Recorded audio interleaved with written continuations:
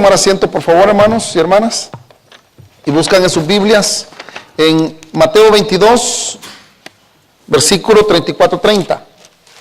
Mateo 22, versículo 34-40. El título del sermón, hermanos, se llama Conceptos, Preceptos, Pretextos y Dispuestos. Usted va a pensar que es un trabalenguas. No es un trabalenguas. Es lo que encontramos en la Escritura. ¿Y qué encontramos en la Escritura? La verdad. Y la verdad que la palabra de Dios nos va a enseñar ahora, cuando nosotros tenemos un concepto de la Escritura. Cuando nosotros queremos, ya nos damos frente al precepto, ¿cómo reaccionar a él? Quiero decirle que un concepto puede ser una idea de lo que nosotros creemos que son las cosas. Un precepto es un mandamiento, una regla, una ley. Un pretexto es cuando no queremos hacerlo por nuestro concepto. Y al final es, ¿qué decisión tomaremos? ¿Vamos a estar dispuestos en hacerlo? Esto lo vamos a estudiar hoy en la palabra del Señor. Mateo capítulo 22, versículos 34 y 40. ¿Lo tenemos todos, hermanos? Amén. Bueno, gloria al Señor. Mateo capítulo 22, versículos 34 y 40. Dice la Escritura: Entonces los fariseos, oyendo que habían hecho callar a los saduceos, se juntaron a una, y uno de ellos, intérprete de la ley, preguntó por tentarle, diciendo: Maestro, ¿cuál es el gran mandamiento en la ley?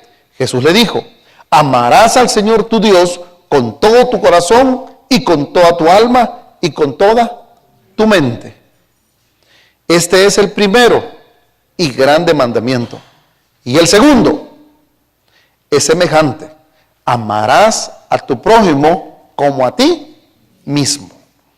De estos dos mandamientos depende toda la ley y los profetas. Vamos a orar. Padre, en el nombre de Cristo Jesús, Señor, háblanos al corazón una vez más. Te pedimos, Señor, que esta palabra pueda escalar en nuestro corazón y que podamos ponerla en práctica en nuestra vida. En Cristo Jesús hemos orado. Amén y amén. Hermanos, encontramos en Mateo capítulo 22, versículos 34 y 40, uno de los acontecimientos que Jesucristo se enfrenta, o una de las situaciones, ambientes que nuestro Señor Jesucristo se encuentra. Y es que el Señor Jesucristo se encuentra con uno de los grandes problemas que habían en la zona, que habían en el tiempo de Él. Esos problemas que Jesús se encontró era que había un grupo de religiosos, y muy religiosos, los cuales tenían un concepto de cómo interpretar la Escritura. Dice la palabra de Dios de que habían dos tipos de personas. Habían fariseos, habían saduceos, que eran los principales que más se menciona en la Escritura. Pero en ese tiempo, en el tiempo de Jesús, ya habían ellos evolucionado en su forma religiosa. No estaban ya con ídolos como en el tiempo de los jueces. Ya no hacían sacrificios como en el tiempo de los reyes, a dioses falsos. Ya no tenían ellos una forma de adorar a imágenes, sino que ellos ahora habían tomado la ley y la habían interpretado a su propia manera. Quiero decirle, hermanos, así como en el tiempo de Jesús, hoy en día nosotros nos encontramos en nuestra vida y en nuestras iglesias personas que tomamos conceptos de la palabra de Dios. La Escritura hoy mismo nos va a enseñar que nosotros tenemos que quitar todo pensamiento religioso y caminar por la fe como el Señor pide que nosotros lo hagamos. Quiero decirle que lo que más ahuyenta a la gente y la que más cambia el concepto de las personas es la religiosidad.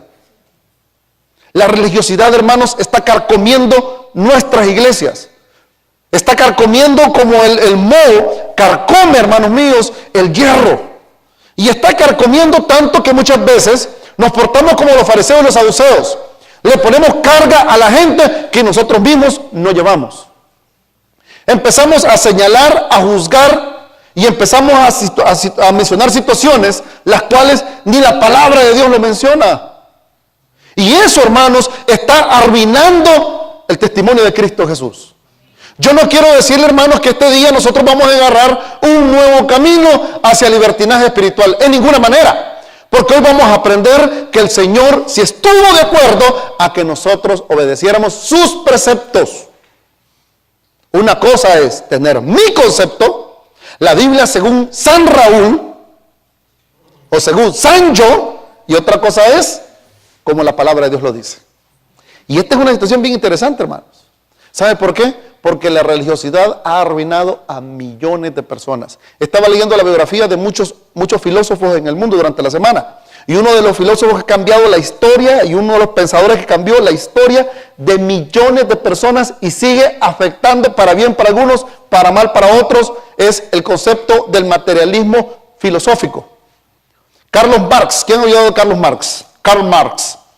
Es uno de los hombres, hermanos, que escribió uno de los conceptos, pero uno de los conceptos que ha cambiado la sociedad como nunca en estos siglos, 3, 4 siglos atrás, lo ha cambiado otro hombre. Implementó una idea y de ahí surgió la idea del comunismo. Hermanos, el comunismo ha destruido millones y millones de personas por un hombre que la religiosidad le hizo pensar diferente. ¿Sabe usted que Carlos Marx fue bautizado por la iglesia evangélica cuando era niño? Dice la biografía de él que su padre, quien era judío, vivía en Inglaterra y como era judío, no le permitían trabajar en su profesión. No le abrían puertas. Así que cuenta la biografía de él que él, para poder congraciarse con la demás gente, se hace de la iglesia evangélica, cristiana. Y en una de esas obliga a su hijo a bautizarse. ¿Y qué tenemos después? A un hombre el cual le dice a los demás hombres, Dios no existe y la religión es el opio de los pueblos. Un hombre, el pensamiento de un hombre cambió millones y millones de personas. ¿Por qué? Porque la iglesia no se comportó como debería de comportarse. Hermanos míos, nosotros como cristianos tenemos que aprender que la Biblia está llena de preceptos y no de conceptos. Amén. Una cosa es lo que yo piense, otra cosa es lo que usted piense. Ejemplo, dicen por ahí que cada cabeza es un mundo, ¿sí o no? ¿Usted piensa igual que el hermano que está a la par suya? Un ejemplo le voy a poner. ¿Cómo le gusta a usted la carne? ¿Asada, suasada, roja, media? ¿Cómo le gusta? Quemada, dice mi querida esposa. ¿Qué alguien más? Roja, ahí está el caníbal, mire. ¿Otra?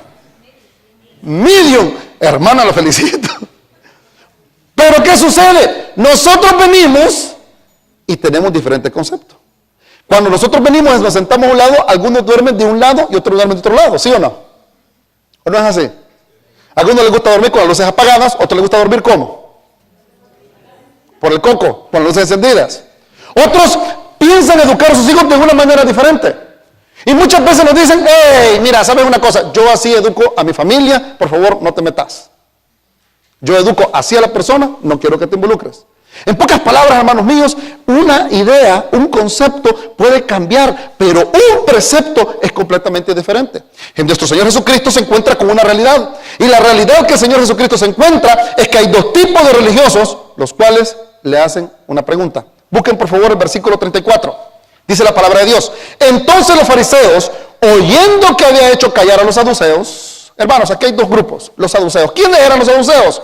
Los saduceos eran un partido político judío religioso, los cuales eran la minoría, pero estas personas no creían en otra estructura, sino solamente en el Pentateuco.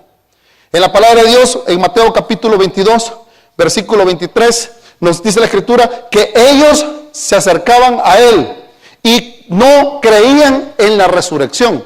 También la palabra de Dios nos dice en Hechos capítulo 23, versículo 8, en referente a eso, de que los saduceos decían que no hay resurrección ni en ángel ni espíritu, pero los fariseos afirmaban estas cosas. ¿Qué significa esto, hermano? Que ellos pensaban de que como no existía una vida futura y la idea de un castigo y que la salvación era por medio de sus mismos actos, ellos vivían el momento. Ellos vivían creyendo que hoy era lo más importante de la vida y que no había nada que rendirle cuenta a nadie allá en la vida. Lo mismo encontramos hoy día en las iglesias, ¿sí o no? Muchas veces nosotros destruimos vidas completas porque yo voy a hacer lo que me dé la gana. Muchas veces nosotros empezamos a pensar de que la vestimenta, que es importante como hijos de Dios, vestirnos como debemos de vestirnos, ¿saben? Quiero clarificar, un hijo de Dios se viste conforme como hijo de Dios. Nadie dijo amén, pero por la fe lo creo, hermano. Un hijo de Dios se viste como hijo de Dios, ¿sí o no? Y uno viene a la iglesia y se viene como si viene a la playa. No, no es así, ¿verdad? ¿Cómo se viene a la iglesia? Pero ¿sabe usted que muchas veces nosotros imponemos situaciones las cuales, si usted no se pone una manta en la cabeza, anda en pecado? ¿Sabe usted que muchas veces nosotros le decimos a los inconversos, a los nuevos, que si no vienes con el tipo de camisa que venís, con corbata, y saben una cosa que es tan terrible que muchas veces creemos que la salvación es por medio de las obras, tanto que yo recuerdo que estaba una vez bautizando allá en un lago en El Salvador, donde soy, y yo me recuerdo que estaba bautizando a una persona y me dice, mire, un señor que estaba ahí con camisa larga, con sombrero, me dice, usted está en pecado, me dijo. Y yo, y este ni lo conozco, dime que estoy en pecado. Profeta debe ser, pensé yo, ¿verdad? Vidente, ¿quién es este? Y me acerco y le digo, ¿por qué me dice que está en pecado? Porque usted está enseñando la desnudez, me dijo. Y si Cristo viene ahorita, usted se queda. ¿Cuál es la desnudez? Le digo, si traigo pantalón, traigo mi camisa. Ajá, ahí está el pecado, me dijo. ¿En qué? Le digo, que anda mostrando su desnudez. Y yo le pregunto, brother, ¿y usted cómo se baña? ¿Con ropa o sin ropa? Ah, pues claro, es lógico, sin ropa. Ah, pues si Cristo viene y cuando estés bañando, te quedas, le digo. ¿Por qué razón, hermanos míos? Porque creen que la salvación es por obras. Dice la palabra en Efesios 2:8, que por gracia sois salvos por medio de la fe, y esto no de vosotros, pues es don de Dios. No por obras, para que nadie se gloríe. No está ahí, sino que lo acabo de recordar.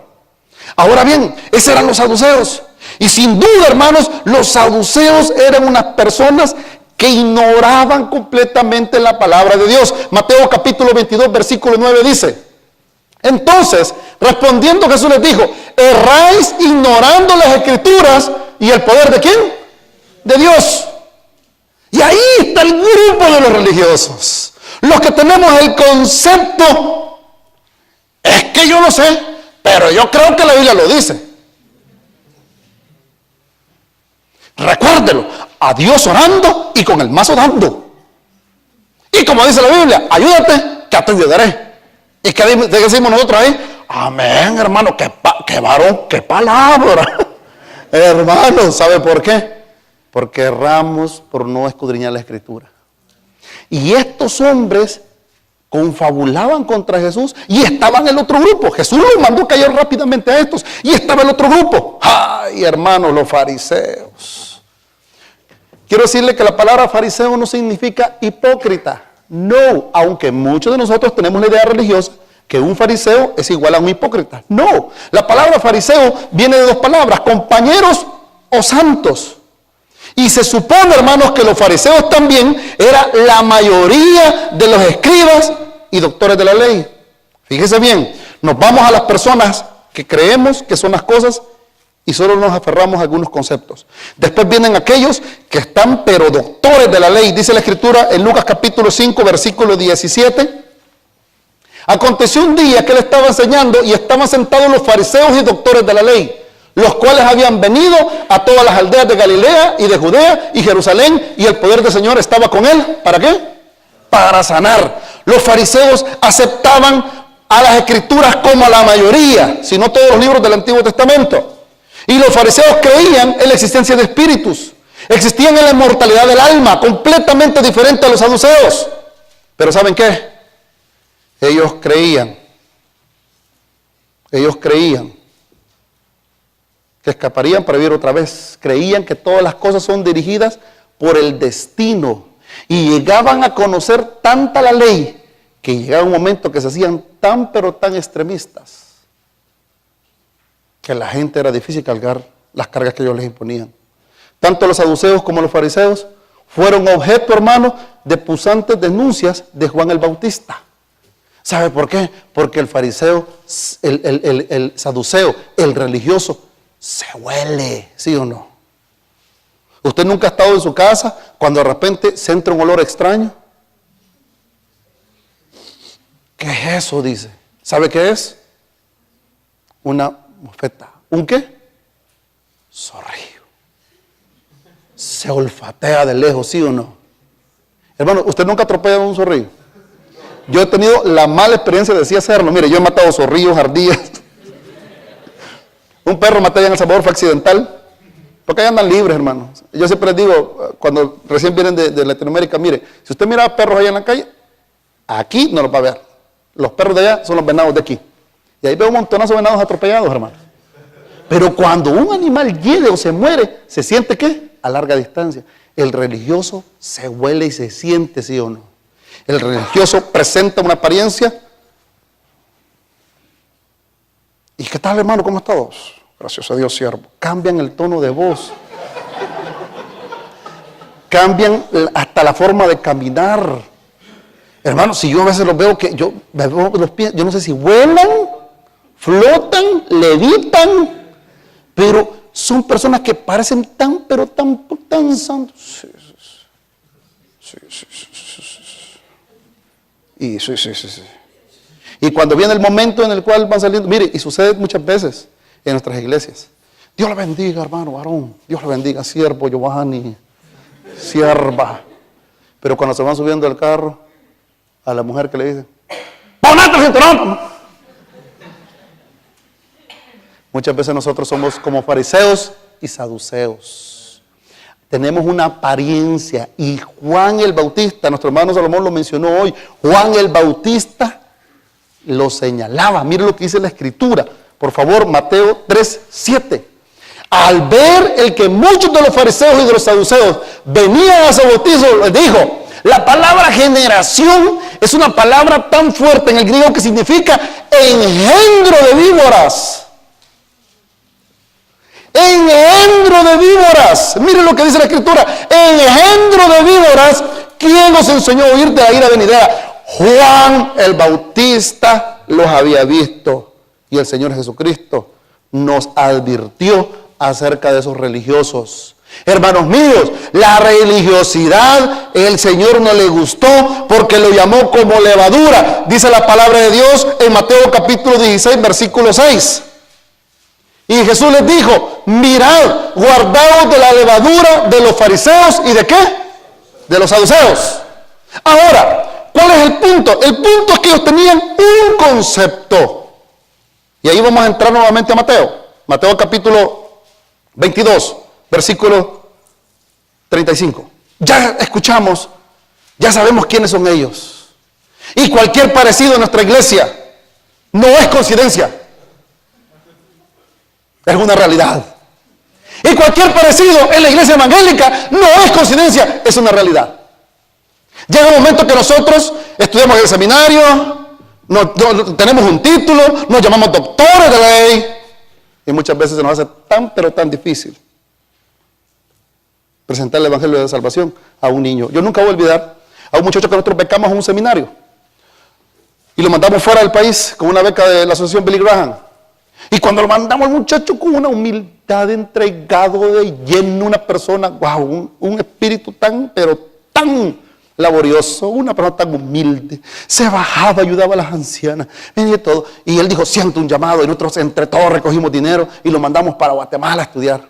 Y cuando lo mandamos para Guatemala, el muchacho, el primer año regresó y dijo, Raúl, vos vieras, a ese seminario tienes que ir tú, Vos tenés, brother, pero el problema es que yo ya me gradué, pues, pero al rato voy a ir, pues. No, mira, te enseñan tanto. Segundo año ya no nos llamó. Tercer año ya tampoco. El cuarto año, cuando llegó, donde en medio de nosotros, que estamos, ¡hey, cómo está! ¡Felicidad! No le invitaste a la graduación, pues. No era necesario. Hasta el tono de voz le había cambiado. Mira, ¿sabes qué? Le digo, ahí hablamos en el camino, vamos a una vigilia. Y fuimos a una vigilia de un hermano. Y uno de los muchachos estaba fogueando en la predicación. Empezaba a predicar, como los hermanos que están fogueándose los días miércoles. Y se quedaba así. Raúl, y yo, ajá. La palabra que él acaba de decir está completamente errada. La forma como se para es completamente errada. La palabra en el griego, brother, si a la gente no le interesa el griego ni el hebreo, a la gente lo que le importa es que le prediquen del amor de Dios. Y llega un momento que es tan profundo que se ahogan. A veces dan unas enseñanzas tan pero tan profundas que uno se queda y dice, ¡qué bien! Pero no le entendí nada. Jesucristo predicó con parábolas para que la gente comprendiera. Juan el Bautista predicó directamente al pecado. Pero esta gente tenía un concepto diferente y hacen algo, hermanos míos, los cuales los religiosos, los fanáticos hacen, y lo primero que hacen es ponerle trampa. ¿Saben a quién le ponen trampa? A Jesús. Miren lo que es el versículo 35 de Mateo 22. Y uno de ellos, intérprete de la ley, preguntó, ¿por qué? La palabra intentarle significa ponerle trampa. Mire qué interesante, ponerle trampa, diciendo, ¿y qué le dijo? ¿Cuál es qué? Maestro. ¿Cuál es el gran mandamiento? Hermano, los sectas, los saduceos, fariseos no estaban a gusto con Jesús y trataban de hacerle trampa para hacerle caer con preguntas de la ley que Jesús prácticamente le respondía haciéndoselas a ellos mismos. Tenían un concepto, una opinión personal de los mandamientos. ¿Por qué preguntan de una manera malintencionada? ¿Cuál es el mandamiento más importante? Les hacen una pregunta que ellos mismos sabían cuál era el mandamiento. Mire, hermanos míos, les voy a decir una cosa. En el decálogo existen 10 mandamientos, pero se llama decálogo porque son 10. Y quiero decir una cosa, los 10 mandamientos son importantes. Ni uno es más importante, ni el otro es más importante. Todos son importantes. Pero porque Jesús ve el concepto de ellos, le responde de una manera muy linda. ¿Saben por qué? Porque ellos se les había olvidado que la palabra se predica para arrepentimiento de las almas. Hermanos míos, si nosotros primero queremos cambiar a la gente, no le metamos nuestro concepto, metámosles el mensaje de salvación. Miren lo que hizo Jesucristo. Mateo capítulo 4, versículo 17. Lo primero que hizo Jesucristo al predicar fue, ¿predicar de qué? Del arrepentimiento. Que el reino de Dios había llegado. Mateo capítulo 4, versículo 17. Mateo capítulo 4, versículo 17. Disculpe que la letra no la hice grande. Solo los que tienen ojo de águila pueden leerla. Desde entonces, pero lo voy a leer. Desde entonces comenzó Jesús a predicar y a decir ¿qué? Les empezó a decir, empiecen a diezmar, empiecen a sembrar, empiecen a ir todos los días a la iglesia. Les empezó a decir, empezó a dejar esta cosa y otra cosa. No, ¿qué les dijo? Arrepentidos. La predicación primera, el primer mensaje que el Señor Jesucristo habla es arrepentidos porque el reino de los cielos se ha acercado. Y en el versículo 23 se nos dice cómo hacía Jesús en su mensaje. Y esto nosotros tenemos que aprenderlo, hermanos míos. Jesucristo daba el mensaje de arrepentimiento, pero también el Señor Jesús no les dejaba cargas, sino que su mensaje era con ejemplo, con enseñanza, exhortación que viene siendo como consejo y con algo que el religioso no lo cree, y son los milagros. Miren lo que dice la Escritura, Mateo 4:23. Y recorrió Jesús toda Galilea. ¿Qué dice? Enseñando la sinagoga de ellos, enseñándoles. El evangelio, hermanos míos, es para enseñarles. Yo tenía un amigo el cual siempre me decía, cuando estaba empezando en el seminario, ¿sabes qué, Raúl? No te puedo enseñar esto porque esta cuestión no la vas a entender. Hermanos míos, nosotros tenemos que entender que el que capacita, el que da la sabiduría, es el Señor y no un libro. La palabra es la única la cual nos da a nosotros la sabiduría para entenderla. Y ¿sabe usted de que hoy en día, en la noche, a las 4 de la tarde, vamos a enseñar sobre doctrinas bíblicas? Vamos a poner un stand-by al Apocalipsis. Pero ¿sabe usted que en el siglo medieval, en el tiempo medieval, en los años 500, 600, a la gente se le había prohibido leer la Biblia? Porque había un edicto el cual se decía que solo podía leerse la Biblia en 3 maneras: en griego, en hebreo, en latín, y en hebreo, griego y latín. ¿Sabe usted que nuestra Biblia, la palabra de Dios que tenemos en nuestras manos, si estuviéramos en el tiempo de los 600, 700, 800, 1200, 1300, todos nosotros fuéramos expuestos a la Santa Inquisición porque dirían que somos herejes por leer la palabra de Dios? Eso es lo que hace el religioso y el fariseo, el saduceo. Lo que hace es poner las cosas inalcanzables cuando el Señor lo puso tan práctico. Jesucristo enseñó, exhortó e hizo milagros. Y mire qué lindo, versículo 37 de Mateo 22. Y Jesús le dijo, ¿qué le dijo Jesús? Amarás al Señor tu Dios. Esa es la respuesta. No busquemos otra situación más clara como la que se encuentra en la Escritura. Dice la palabra de Dios que ellos le preguntaron para tentarle y Jesús le responde no con palabras profundas, no con palabras rebuscadas, sino que con el mandamiento más práctico que podemos encontrar. Mira lo que dice la Escritura. Amarás, ¿qué dice? Al Señor tu Dios, ¿con qué? Con todo tu corazón, con toda tu alma y con toda tu mente. En unas versiones dicen, amarás al Señor con todo tu ser.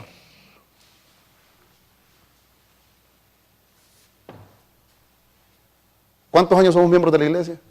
Yo tengo fe que la iglesia va a llegar a 30, 40 años, 50, hasta que Cristo venga.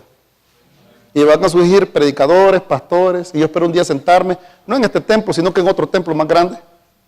Y llegue así con Marisol, todos ancianitos, y espero sentarme, todo tembló,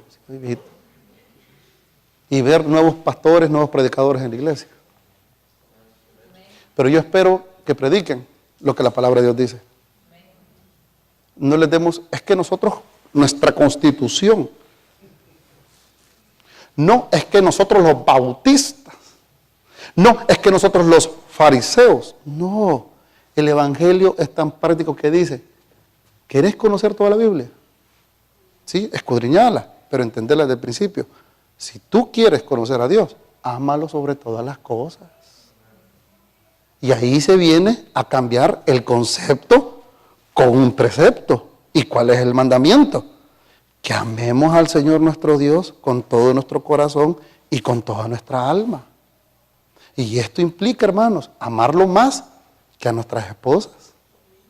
Y amarlo más que ¿qué? Que a nuestros esposos. Amarlos más que a nuestros hijos. Amarlos más que a nuestras hijas. Amarlos más que a nuestros carros. Amarlos más que a nuestros bienes. Amarlos más que a nosotros mismos. Porque nosotros amamos más a nuestras esposas que a Dios mismo. Amamos más a nuestros esposos que a nosotros mismos. O al novio. Si tú te vas, mi alma se acaba. Si lo deja, lo dejó. Ore para que Dios lo regrese. Amén. Pero si lo abandona, ¿qué va a hacer? Sí, hay gente que... Yo he estado en situaciones tan difíciles, aquí en Estados Unidos solo una o dos veces, pero esto es tan difícil que la mujer se pone así en la entrada de la casa. Si te vas me voy a matar. Y el hombre no le interesa porque su sentimiento, su amor está arraigado a una persona. Mire, hermanos míos, les voy a decir una cosa. Todos los que estamos aquí cambiamos. ¿O no? Todos hemos cambiado algo. Pero mi sentimiento no está arraigado a una persona. Estamos tan arraigados muchas veces a nuestros trabajos. Hablaba con un hermano, me decía, fíjate que cuando yo estuve trabajando 14 años en una empresa, de la noche a la mañana el jefe me dijo, ya no te necesito. ¿Y qué sintió, hermano? Mire, yo no soy bien sincero, me sentí de impacto. Pero al final yo dije, otra oportunidad me tiene el Señor. Qué bonito. Pero muchos nos ponemos a pensar, ¿y si me quitan el trabajo? ¿Sabe usted que una de las cosas más terribles que pasaron en Japón es que había una zona en Japón donde estaba un mirador, donde estaba como una montañita, donde se miraba toda la ciudad y empezaron a poner policías de civiles? ¿Sabe por qué? Porque la gente empezaban a perder el trabajo y ¿sabe qué decisión tomaban? Como se deprimían, se suicidaban por un trabajo. Yo escribí un blog acerca del fanatismo en el fútbol. Allá en Irak, uno del Barcelona se peleó con uno del Real Madrid, porque el Real Madrid le ganó al del Barcelona. ¿Y sabe qué hizo? Lo descuartizó.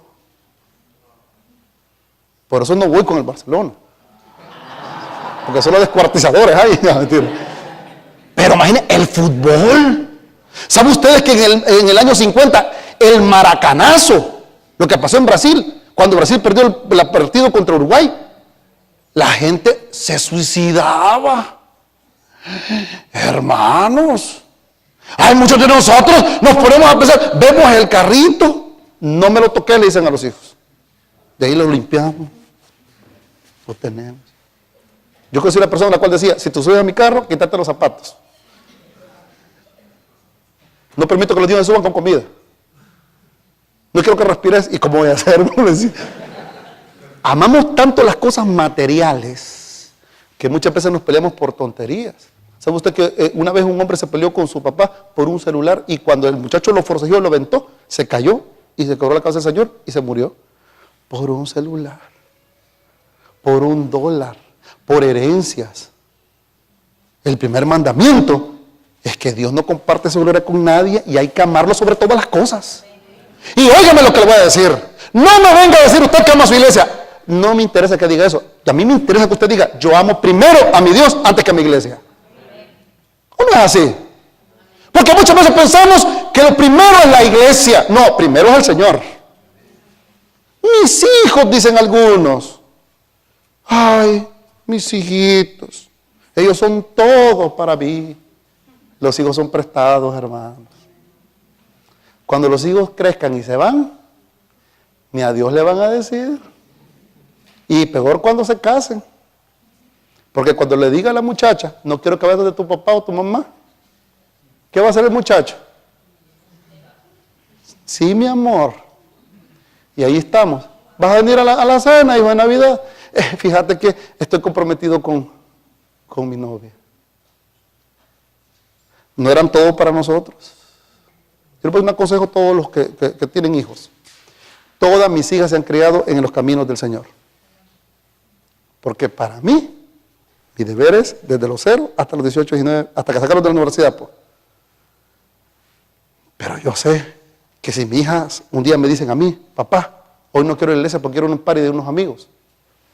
Se acabó, hija. Primero es el Señor. Ni fiestas, ni paris, que es lo mismo. Ni nada se puede comparar con el Señor. Hermanos míos, amarás al Señor. He ahí un mandamiento. Y ahí viene el primero y grande mandamiento. Versículo 39. Y el segundo es semejante. No nos llamemos cristianos, evangélicos, bautistas, nacidos de nuevo, bíblicos, recalcitrantes, cristocéntricos, bibliocéntricos, requetamente ungidos, si no cumplimos el mandamiento que el Señor dijo. Ese es un precepto.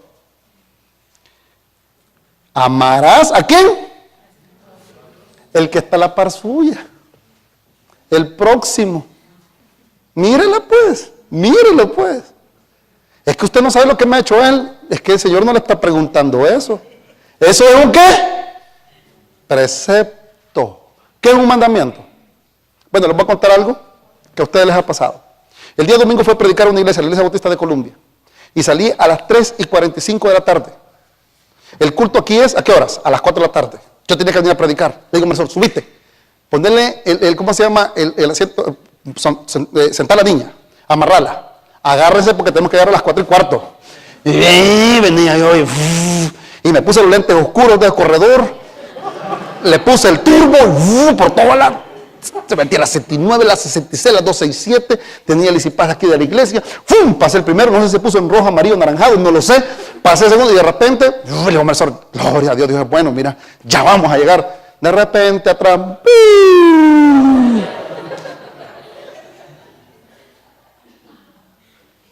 Señor, yo vengo a predicar y voy a predicar. Me pongo a la par, se baja una policía, su licencia, su registración. Fíjese que en inglés, ¿verdad? Yo vengo de predicar, le digo, y voy para predicar. Ah, qué bueno, me dijo. Su licencia. Y se va, cha. ¿Ve? Hasta él sabe que es mala las cosas que dice. Y él me se acerca y me dice, ¿sabe por qué lo paré, verdad? Señor oficial, yo sé, venía 15 millas arriba pero porque voy tarde. Vengo con mi esposa, con mis hijas. ¿Sabes una cosa? Por eso te paré. Porque sí, venías a excesiva velocidad. Y aunque vayas a predicar, rompiste las reglas. ¿Y sabes cuál la pido de la policía? Templo. Tempo. En inglés. ¿Y sabes qué le dijo Marisol? Dios me está hablando. Dios me está hablando. Porque aunque sea cristiano o evangélico, no estoy por encima de la ley. Amén. No creamos nosotros que porque hacer una cosa incorrecta contra un hermano, estamos por encima de la Biblia. La Biblia es la autoridad, hermanos. Y a mí no me venga a decir usted que Dios está dentro de usted, sino más a su prójimo. ¿Lo escuchó? Y eso le incluye la suegra, el suegro, la cuñada y el cuñado, el vecino y la vecina, y aquel que nos atiende con una mala cara, hasta en los bancos. Porque yo le dije a la policía, ¿sabe una cosa? Me lo merezco, le dije, porque Dios me está hablando por medio de usted. Hasta el apellido es Templo. Y ya se puso a reír. Y me dice, no te preocupes, no te voy a poner reglas. Pero me va a perdonar el ticket. No, me dijo, tenga, firme aquí. Una cosa era mi concepto de llegar a tiempo y otra cosa es la regla. Pues ¿saben qué? Tengo que pagar las consecuencias. Y llegué tarde todavía, porque me tuvo ahí 15 minutos. El cristiano no está igual que aquel actor. ¿Cómo se llama aquel actor que salía en los tres, en el sucio, en el malo y el feo? ¿Cómo se llama la película? ¿Cómo se llama? Clint Eastwood. No estamos, o como James Bond, por encima de la ley. No. El creyente tiene que obedecer no su concepto, sino un ¿qué? Precepto. ¿Y cuál es el precepto? Amarás ¿a quién? A tu Dios sobre todo, con todo tu corazón, con toda tu mente. ¿Y a quién más? Y a tu prójimo como a ti. Primeramente, hermanos, el precepto es un mandamiento. Y Jesús le responde que toda la ley es correcta, toda la ley es correcta. Pero ustedes no aman a los gentiles. Ustedes aborrecen a aquellos que no siguen sus reglas. Una vez el Señor Jesucristo lo invitó a nuestros fariseos a comer y dice la escritura que no estaba comiendo, Él no lavó sus manos y empezaron a recriminarle por qué no había lavado sus manos. Una vez el Señor Jesucristo hizo un milagro y esta gente le reclamó por qué lo hizo en el día de reposo. Y esta es una cosa bien triste, la cual vamos a ir terminando el servicio. Hermanos míos, los fariseos y los saduceos sabían que ellos tenían su concepto. Se enfrentan con el mandamiento que hay que amar a Dios y hay que amar al prójimo. Pero sacan con la tercera palabra del sermón y tienen pretexto. Sí, Jesús, tenés la razón, pero... Y ahí viene el problema. ¿Cómo terminaron los fariseos y los saduceos? Ellos pusieron un pretexto. Dice la escritura en Mateo capítulo 12, versículo 24, que no entendieron a Jesús, no les quisieron escuchar. Y empezaron a difamarlo. Mas los fariseos al oírlo decían, este no echa fuera a los demonios, sino por Belcebú. ¿Príncipe de quién? De los demonios. Empezaron a blasfemar. Dice la escritura en el capítulo 15, versículos 10 y 12, que se molestaron porque Jesucristo les empezaba a enseñar. Y llamando así la multitud les dijo, oíd y entended. No lo que entra en la boca contamina al hombre, mas lo que sale de la boca, esto contamina al hombre. Entonces, versículo 12, acercándose a sus discípulos, dijeron, ¿sabes que los fariseos se ofendieron cuando oyeron esta palabra? Pusieron pretextos. ¿Y sabes qué es lo más triste? Que estos conocedores de la ley, supuestos religiosos, miembros del tabernáculo bautista de Jerusalén, fueron que tomaron el liderazgo en su arresto, condenación y crucifixión. Dice en Juan capítulo 18, versículos 2 y 5. Y también Judas, el que le entregaba, conocía aquel lugar,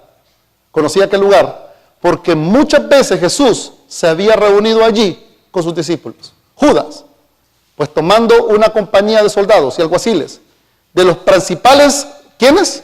Sacerdotes y de los fariseos. Fue allí con linternas y antorchas. ¿Y con qué? Con armas. Y en Juan capítulo 19, versículo 6 dice: cuando le vieron los principales sacerdotes y los alguaciles dieron voces diciendo, ¿cómo decían ellos? Crucifícale. ¿Qué más? No, pero lea bien la escritura. Esos símbolos son símbolos de admiración. Crucifícale, crucifícale. Pilato les dijo, tomadle vosotros y crucificadle, porque yo no hallo delito en él. El que no era religioso encontró a Jesús justo, pero los religiosos matan toda oportunidad de esperanza, restauración y redención. Hermanos míos y hermanas mías, hoy es un buen momento para preguntarnos, ¿es mi concepto más válido que el precepto de la Biblia? ¿O voy a poner un pretexto? Porque si ponemos pretexto, nosotros estamos en la cruz, burlándonos y gritando, crucifíquele, crucifíquele. Y así hacemos cuando nosotros vemos que un hermano o una hermana entra por la iglesia y cae en pecado. ¿Qué hacemos los hermanos? Le damos la espalda. Decía mi amigo Wilfredo Muñoz, que está en New Jersey, el ejército peor es el ejército cristiano. Porque el ejército normal, cuando están en combate, al soldado herido, se lo ponen al hombro y se lo llevan cargado. Pero en el cristianismo es diferente. Cae el soldado herido y ¿qué? ¡Pum! ¡Vámonos! Así hacemos. Así hacemos. Vemos algo malo y lo queremos ahorcarlo. Yo me recuerdo que yo siempre muy afín a los cachorros, a los perros. Nosotros nos regalaron un perrito muy lindo. Y teníamos mi banda de amigos ahí, todos malacates estos, pero malos, tremendos. Éramos 16, 17 años teníamos. Y yo me recuerdo que de repente teníamos un perro que se llamaba Pirata. Muy lindo el perrito, chiquito, bonito. Y este Pirata, se escapó de la casa y de repente venía con algo en el hocico, como con espuma. Y yo cuando lo vi, ¡ey! El Pirata, ¿qué tiene? Y mi amigo gritó, ¡tiene rabia! Agarramos al perro, lo agarramos del cuello, lo jalamos y no se moría. Uno de los sinvergüenzas agarró un cuchillo y trataba de pegar la yugular y el perro, no sé cómo hizo, se soltó, salió corriendo, tomó agua, se le fue la baba, lo observamos. Y en el país decimos una palabra, nosotros matamos el chuncho antes de tiempo. Matamos un perro antes de tiempo.